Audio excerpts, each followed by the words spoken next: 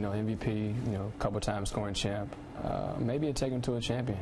You know, just demanding more demanding as far as out of his teammates and opposing players. You know, just being a pest out there on the court, killing guys, a killer instinct, which he has. You know, as far as scoring the ball, but all aspects of the game, being a meaner guy, not doing nothing dirty. You know, nothing intentional, but I think he'd be a little meaner.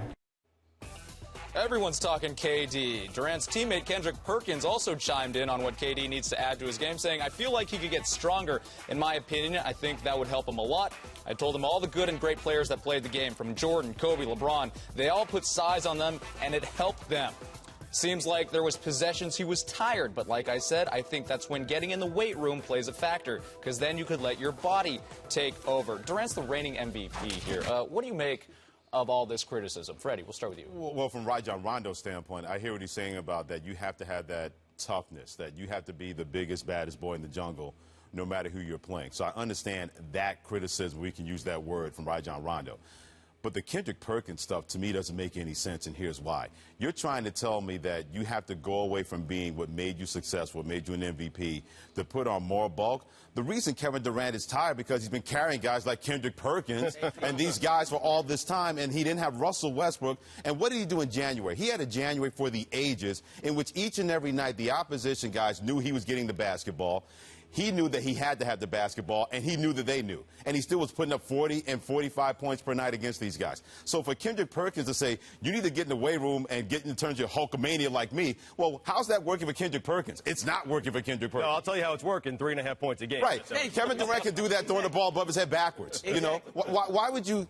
I know Kendrick Perkins feels he needs to get stronger, and he tried to use the whole thing with Kobe and LeBron. LeBron's a freak of nature. You can't expect Kevin Durant that if he gets to that point in his body type, that he's going to be the same player. There's a way for him to get tougher and a way for him to get stronger, but he needs guys on his team, like a Kendrick Perkins, to stop being the anchor that he has to carry around before he starts talking about a guy getting in a weight room, getting stronger mentally and physically. You have to do more to help him out and not just be decorating the court like we saw he and Thabo Sefolosha do in the NBA playoffs for Oklahoma City Thunder. Yeah, I got a big issue with it because, to me, there's a handful of guys in the NBA that can give Kevin Durant advice, and two of them are not Rajon Rondo and Kendrick Perkins. Okay? Like, we all agree on that. I mean, Rondo, again, as I said earlier in the first segment, 62 games in 2 seasons. So he's talking about toughness and getting into the gym. 62 games. I don't think Rondo's ever played 82 games in any given season. And Durant's problem is not that he needs to get in the weight room. As Freddie pointed out, Durant's problem is that Kendrick Perkins is playing too many minutes on that team. Right. That's the larger problem. Right. He needs better teammates. Yeah. I mean, losing James Harden was so big for that team. I think that was big, but also you can't expect a guy to average 40 points a game and another guy average 40 points a game, he and Russell Westbrook,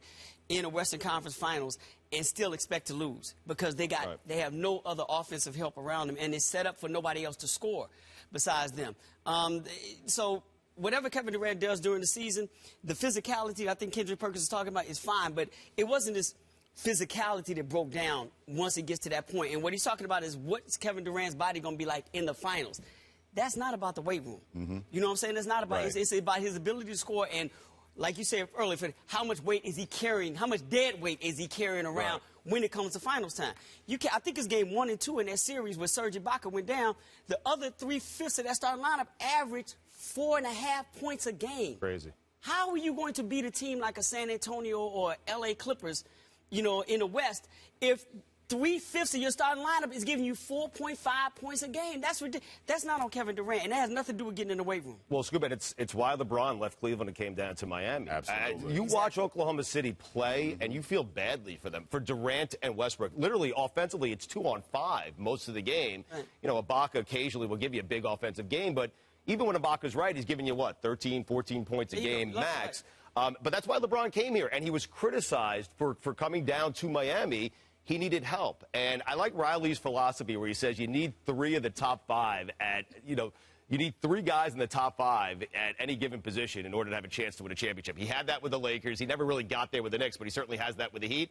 Oklahoma City doesn't have that. So it's not about Durant getting stronger, getting leaner, getting in better shape. It's about Durant having better teammates. But here's the go. You just put that up. That's why I think Riley is so comfortable where he is. Because he's like, LeBron, Dwayne, Chris, you want to leave? Yeah. Okay, leave. Watch me get Kevin Durant and Russell Westbrook to come down here to Miami. Right. Or Steph You know what I'm Curry. saying? Right. Or just Or KD. somebody. Right. Or Kevin Love, maybe. Or Kevin Right. Love. I can get all three. I can make this happen again. And I guarantee you this: you put Kevin Durant and Russell Westbrook in Miami with Pat Riley. Right. Kendrick Perkins is not having this. He has nothing to say because they'll have rings. He won't be in the league anymore. Number one, and that goes when they goes down. Those two guys go Well, to the other thing Miami. is Riley would never have Kendrick Perkins on his That's roster. my point. That's my point. And Exactly. to a larger point, it underscores the fact how hard it is to win a playoff series. Yes. Especially if you're like a one-man gang. Because remember this, when Russell Westbrook got hurt last year, they had a 3-0 lead against the Houston Rockets. And they had to hold on for dear life to win that series in 6. Right. And then they went into a Memphis Grizzlies team that had the Cold Crush brothers inside with Zach Randolph and Marc Gasol, and they just wore down Kevin Durant. So why would you think if you're Kendrick Perkins, well, for our problems to be solved, he needs to get in the weight room? No, you need to be in the gym yourself and try to find a way to get more than 4 points a game. Or have Thabo Sofolo should step up, or whoever you need to get in either free agency or in the draft. Because I know from Oklahoma City, with a guy like Luol Deng out there, you can't tell me that guy can't help your basketball team. And you won't have to ask to pay him $15 million. You give him $10 million a year. Now you add another guy that's a long defender, underrated defender, where all that stress is down on Kevin Durant and Russell Westbrook all the time. At what point do they start treating Kevin Durant the way he should be treated? My problem with this is that Kendrick Perkins, even if he was asked the question, Kendrick Perkins should not have said anything negative about KD. fair. Agreed. He's earned the right for me. Like, you know what, man, you don't get me say anything bad about my boy. What this cat did for us, what he's done for me since I've been, the way he's been carrying this, I'm not saying he's perfect. Right. But I'm not going to say anything negative about what he needs to do because this cat. At least not publicly. When is he going to get that? What it comes off as to me is because Perkins has won a championship with the Boston Celtics. It's, hey, I won a championship, KD. Here's how you do it. They didn't win a championship because of Kendrick Perkins. Right? They won a championship because of Ray Allen and Rondo and Kevin Garnett and Paul Pierce. But in part it of had being nothing a teammate, to do with Kendrick Perkins. Being part of being a teammate, part of it having your boys back, having your guys back. There's a way to do that, and you don't have to make it public, because any great team, if you have something that you feel about somebody, there's no need to put it out there, because I guarantee you Kendrick Perkins probably said this, and Kevin Durant, the first time he heard about it was when he saw it from Kendrick Perkins. Right. If you feel that way, hey, Kevin, we need you to get in the weight room, there's a way to do that being a leader where you don't have to put that out there for public consumption if you're Kendrick Perkins. The one thing we don't know in that equation, though, is if Kendrick has ever had that conversation privately. We don't know. With Kevin But Durant. even That's if the you do, unknown. to me, even if you had the conversation with Kevin Durant, at some point you don't put it out public because you're supposed to have his back, especially with everything he's done. Correct. It's bad enough Kevin had to go through the Oklahoma City media questioning him. Yeah, Now that you was got your ridiculous. teammates like telling you, you need to do.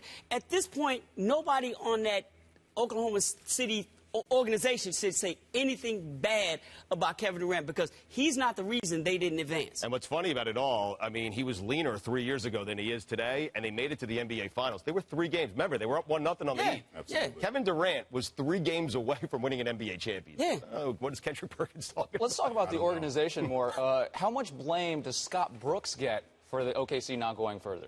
I think a lot because he's the one that's calling the offensive system and the offensive plays that are basically predicated by 2 players. You know, there's no diversity in their offense. You know, we watch every Oklahoma City game. We can tell you exactly what's going to happen. He's going to get the ball on the left side of the elbow. They're going to throw it over the top and have him clear out. Or Russell's going to do what Russell does. But that's still, everything's predicated off of 2 players. So a lot of that has to change because there's no diversity in their offense, and a lot of that goes on Scott Brooks. Let's go. I'm not a big believer in coaches and the importance of coaching, especially in the NBA. Eric Spoelstra, when he doesn't have LeBron, Wade, and Bosh, wins 15 games. When he has them, he's won 2 championships in 4 years when he has the talent. Make great coaches. So I'm not ready to put it all on Scott Brooks. I'm ready to put it on whoever's making personnel decisions for Oklahoma City. Not re-signing James Harden, letting him go to Houston, and then not really filling out the roster a little bit. I mean, it's good. We just talked about it. It's 2-on-5 out there. I agree, but I wouldn't put it. You didn't say put it all on Scott Brooks. You said some. I said some of the blame. Yeah, he has to be some of the blame put on him. Well, Sam Presti has to do a better job as a GM. He comes from the San Antonio Spurs system. He knows how to build the team and how to build the bench. We'll see if he can do that. But if they're not getting any touches, then what's the point in doing it? Well, give the ball to Kendrick Perkins more. I don't know if that'll work. I don't think that's a good idea. All right, from KD to KL, the Warriors, they want some more love and are making moves to get